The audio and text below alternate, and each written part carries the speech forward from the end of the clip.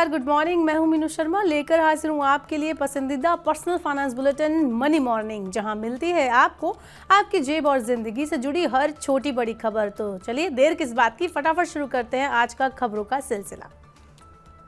HDFC और yes bank ग्राहकों के लिए अच्छी खबर लेकर आया है। दोनों बैंकों ने 2 करोड़ रुपए से कम वाले फिक्स डिपॉजिट पर ब्याज दर बढ़ाने की घोषणा की है। HDFC बैंक की नई ब्याज दरें 27 नवंबर से, जबकि येस बैंक की नई ब्याज दरें पिछले हफ्ते से लागू हो चुकी हैं। HDFC बैंक ने नॉन विड्रॉलेबल FD पर ब्याज दरों को रिवाइज किया है। 1 से 2 साल वाली FD पर अब 7.45% और 2 साल से 10 साल वाली FD पर 7.20% इंटरेस्ट रेट मिलेगा। ब्याज दरों में रिवीजन के बाद येस बैंक अब 7 दिनों से लेकर 10 साल वाली FD पर सामान्य नागरिकों को 3.25% से 7.75% तक और सीनियर सिटीजन्स को 3.75% से लेकर 8.25% तक ब्याज ऑफर कर रहा है। बैंक अब हफ्ते में सिर्फ 5 दिन खुलेंगे। बैंक यूनियनों और इंडियन बैंक्स एसोसिएशन के बीच 12वीं समझौता वार्ता आखिरी चरण में प्रवेश कर चुकी है। जल्द ही वित्त मंत्रालय बैंकों में 5-डे वीक का ऐलान कर सकता है। बैंक कर्मचारी काफी लंबे समय से 5-डे वीक की मांग कर रहे थे। अभी बैंकों में दूसरे और चौथे शनिवार को अवकाश रहता है। बैंक कर्मचारियों के वेतन में भी बढ़ोतरी को लेकर समझौता अंतिम चरण में है। रिपोर्ट्स के मुताबिक वेतन में संशोधन, वर्किंग डेज में बदलाव क्षेत्रीय ग्रामीण बैंकों पर भी लागू होगा। बाजार नियामक सेबी ने निवेशकों और रियल एस्टेट सेक्टर के फायदे के लिए एक नया नियम बनाया है। इसके तहत छोटे और मध्यम रियल एस्टेट इन्वेस्टमेंट ट्रस्ट यानी रीट स्थापित करने का निर्णय लिया गया है।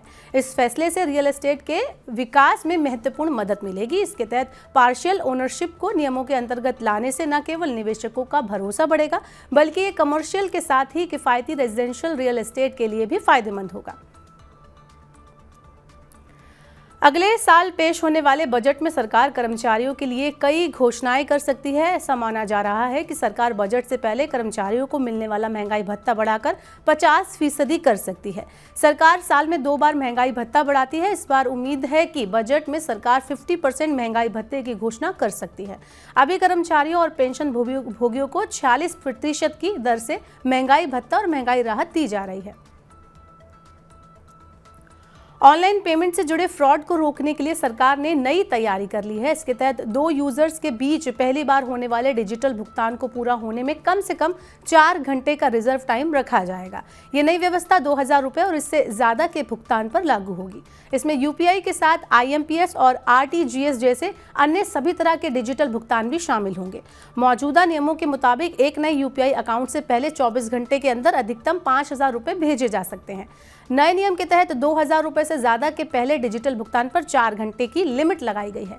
इस दौरान यूजर अपने भुगतान को रिवर्स या राशि में एडिट कर सकता है, बदलाव कर सकता है। RBI की वार्षिक रिपोर्ट के मुताबिक 2022-23 में 13,530 फ्रॉड के मामले सामने आए, जिसमें 30,252 करोड़ रुपए की राशि शामिल है। अगर आप क्रिसमस और न्यू ईयर पर घूमने जाना चाहते हैं तो ज़्यादा जेब ढीली करने के लिए तैयार रहें, क्योंकि भारत में ज़्यादातर शहरों में होटल के किराए बढ़ चुके हैं। वेडिंग सीजन की वजह से भी होटल के रेंट बहुत ज़्यादा बढ़े हुए हैं। वेडिंग और घरेलू यात्रियों की ऊंची मांग की वजह से क्रिसमस और न्यू ईयर पर होटल रूम महंगे हो गए हैं। कई होटल तो पहले ही पूरी तरह से बुक हो चुके हैं। होटल संचालकों का कहना है कि डिमांड बहुत ज़्यादा है, इस वजह से होटल रूम का किराया भी बढ़ गया है। इस साल होटल रूम का किराया पिछले साल से 10 से 15% ज़्यादा है। लिथियम सहित 20 महत्वपूर्ण खनिज ब्लॉक के लिए नीलामी का पहला चरण 29 नवंबर यानी आज से शुरू होगा। इसमें 20 महत्वपूर्ण खनिज ब्लॉक के लिए बोलियां आमंत्रित की जाएंगी। महत्वपूर्ण खनिजों के 20 ब्लॉक देश भर में फैले हुए हैं। महत्वपूर्ण खनिज देश की आर्थिक वृद्धि और राष्ट्रीय सुरक्षा के लिए महत्वपूर्ण है। नीलामी ऑनलाइन तरीके से 2 चरणों में होगी। नीलामियों में जो मिलने वाली राशि होगी उस राजस्व को राज्यों के बीच बांटा जाएगा। हाउसिंग सोसाइटीज अब सांस्कृतिक और मनोरंजक कार्यक्रमों के लिए अपने निवासियों से अनिवार्य शुल्क वसूल सकेंगी।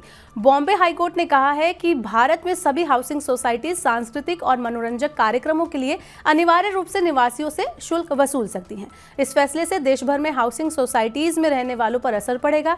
हाईकोर्ट के जस्टिस माधव जामदार ने कहा है कि इंसान एक सामाजिक प्राणी है, इसलिए हाउसिंग सोसाइटियों के लिए सामाजिक, सांस्कृतिक और मनोरंजन गतिविधियों का आयोजन और संचालन करना महत्वपूर्ण है। इसलिए हाउसिंग सोसाइटियों को इन गतिविधियों के लिए शुल्क लेने की अनुमति दी जाती है।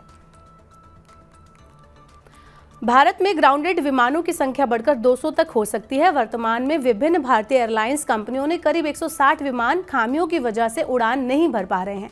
इससे भारत में बढ़ते हवाई यात्रियों को दिक्कतों का सामना करना पड़ सकता है। Aviation consultancy firm kappa India की रिपोर्ट के मुताबिक चालू वित्त वर्ष के अंत तक ग्राउंडेड विमानों की संख्या का आंकड़ा और बढ़ सकता है। भारत की सबसे बड़ी एयरलाइन इंडिगो के 90 से ज्यादा विमान उपकरणों की कमी के चलते मार्च के अंत तक ग्राउंडेड हो सकते हैं। एयर इंडिया और स्पाइसजेट दोनों के 25 से 30 विमान ग्राउंडेड होने का अनुमान है। अपना परिचालन बंद कर चुकी गो फर्स्ट के 54 विमान पहले से ही ग्राउंडेड हैं। और बेंगलुरु में ट्रैफिक जाम की समस्या से छुटकारा दिलाने के लिए सरकार ने नई योजना बनाई है। रेल मंत्री अश्विनी वैष्णव ने कहा है कि भारत की टेक राजधानी बेंगलुरु को रोड आधारित ट्रांसपोर्ट के बजाय रेल आधारित ट्रांसपोर्ट की जरूरत है।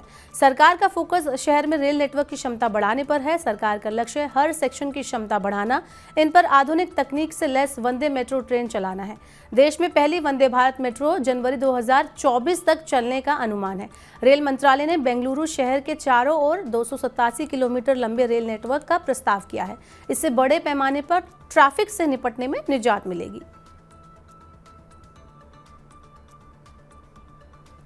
तो आज के मनी मॉर्निंग के बुलेटिन में फिलहाल इतना ही। अपने काम की जरूरी खबरें देखने और समझने के लिए सब्सक्राइब करें हमारे यूट्यूब चैनल को। पर्सनल फाइनेंस से जुड़ी खबरों को आप पढ़ना चाहते हैं तो हमारी वेबसाइट www.money9.com पर विजिट करें। यहाँ पर आप 7 अलग-अलग भाषाओं में पढ़ सकते हैं, समझ सकते हैं पर्सनल फाइनेंस से जुड़ी तमाम खबरें। वहीं खास कार्यक्रम देखने के लिए मनी 9 के ऐप को डाउनलोड कर लें। फिलहाल के लिए इतना ही। बने रहिए मनी 9 के साथ। नमस्कार।